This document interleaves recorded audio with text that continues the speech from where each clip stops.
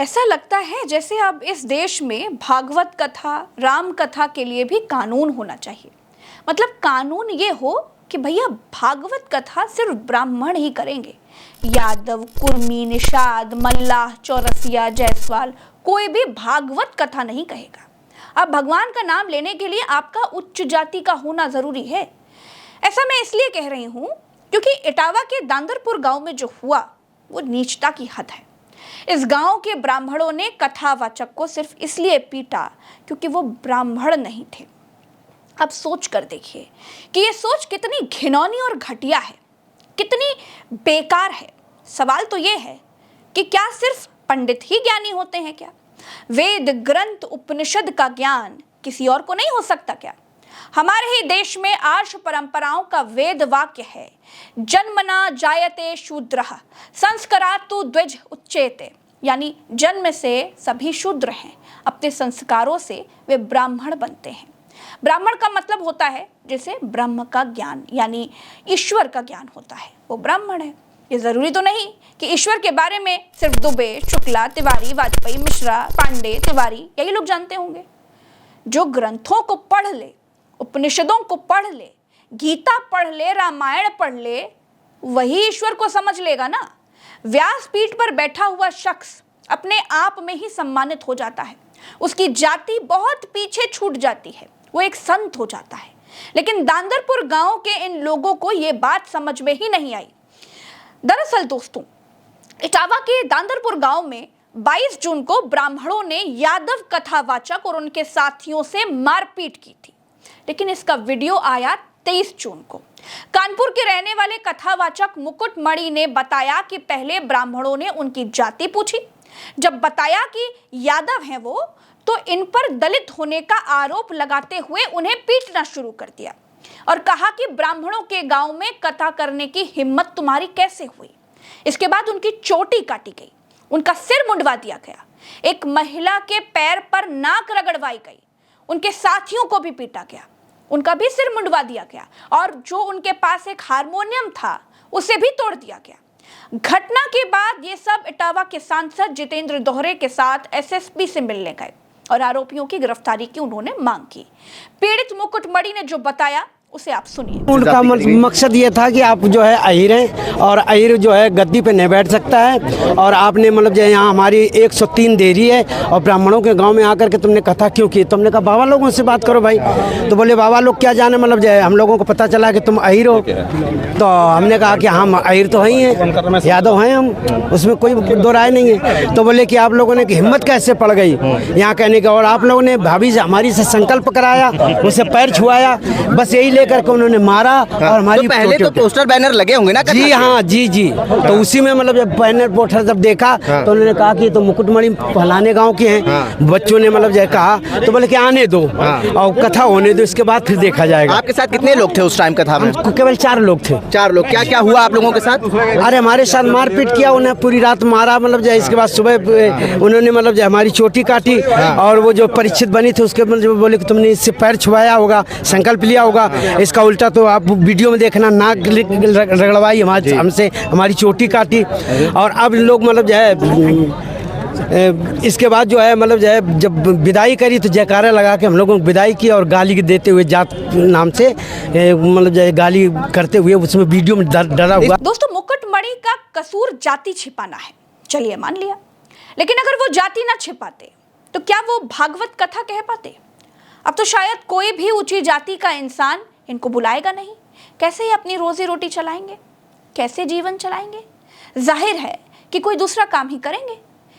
मैं ये भी मान लेती हूँ कि दांदरपुर गांव के ब्राह्मणों को बहुत बड़ा कष्ट हुआ होगा कि एक यादव के मुख से वो कथा कैसे सुन लिए भाई, पाप हो गया पाप। लेकिन आप लोग इनसे ये भी तो कह सकते थे ना, अगर आपको कथा नहीं सुननी थी तो कहते कि भाई आप कथा मत कहिए, वापस चले जाइए। मारने पीटने बाल मुंडवाने की क्या जरूरत थी? या फिर आप ऐसा करके अपना प्रभुत्व दिखाना चाहते थे कि यादव जी तुमने पंडित से पंगा ले लिया, अब अंजाम भुगतो, यही मन में था क्या?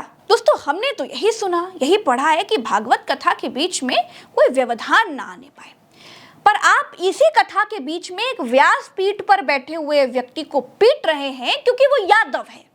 पाप तो आपने भी किया, पाप तो आपको भी लगेगा, क्योंकि वो ईश्वर भगवान वो तो अपने भक्तों में कोई फर्क नहीं करता, उनके लिए तो सब बराबर है। लेकिन दोस्तों, इसी बीच अखिलेश यादव ने इन सभी को लखनऊ बुलाया और मुलाकात की। अखिलेश यादव ने तीनों का सम्मान किया, उन्हें शॉल ओढ़ाई, 21-21 हज़ार रुपए दिए और सपा की तरफ से भी 51-51 हज़ार रुपए देने की बात की, उनसे वादा किया। भागवत कथा सबके लिए है, भागवत कथा सबके लिए है। जब सब सुन सकते हैं तो सब बोल क्यों नहीं सकते? भागवत कथा सबके लिए है, सब सुन सकते हैं तो सब बोल क्यों नहीं सकते? भगवत कथा भगवान कृष्ण से जुड़ी है। अगर सच्चे कृष्ण भक्तों को ही भगवत कथा कहने से रोका जाएगा, भागवत कथा तो भगवान कृष्ण से जुड़ी है। अगर सच्चे कृष्ण भक्तों को ही भागवत कथा कहने से रोका जाएगा तो कोई ये अपमान क्यों सहेगा? क्यों सहेगा कोई अपमान?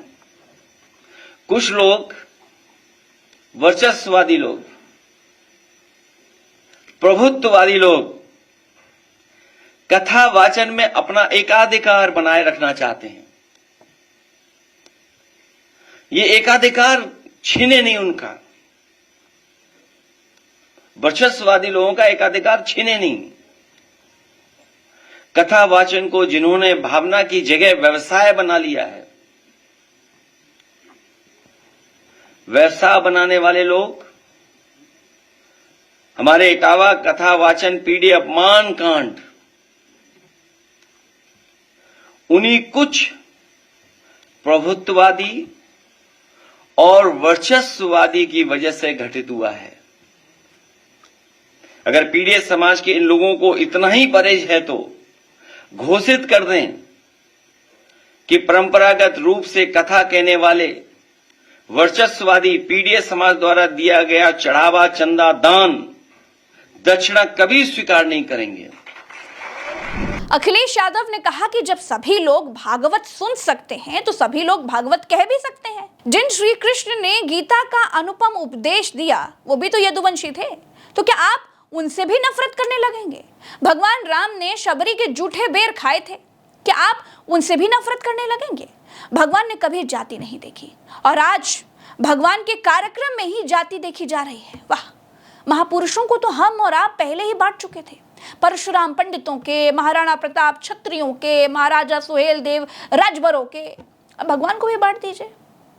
ब्राह्मणों के अलावा कोई कथा नहीं करेगा, यादव कथा सुनाएगा तो पीटा जाएगा, कोई यादव मंदिर जाएगा तो मंदिर को गंगा जल से धुलवाया जाएगा और उसके बाद हम कहेंगे कि देखिए भैया मेरा देश बदल रहा है।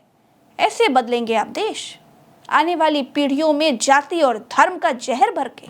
अरे मत कीजिए ऐसा, वरना आने वाली जो पीढ़ी है ना वो आपको कभी माफ नहीं करेगी और पलटकर पूछेगी कि आपने ऐसा क्यों किया, आपने क्यों हमको जाति के नाम पर नफरती सोच वाला ज़ॉम्बी बना दिया। इटावा की एक घटना हम सबके लिए सबक है दोस्तों, इस पर सोचिएगा जरूर। आज के इस वीडियो में इतना ही, चलती हूँ, नमस्कार।